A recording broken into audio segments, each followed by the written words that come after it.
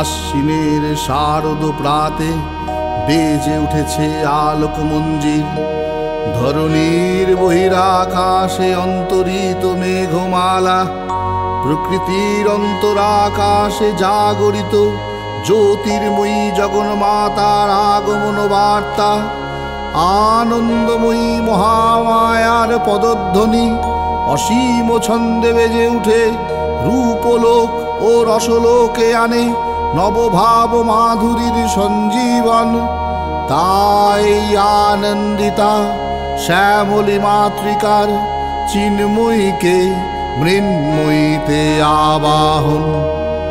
আজ চিৎশক্তি রূপিণী বিশ্বজননীর শারদ স্মৃতিমণ্ডিতা প্রতিমা মন্দিরে মন্দিরে ধ্যান বোধিতা।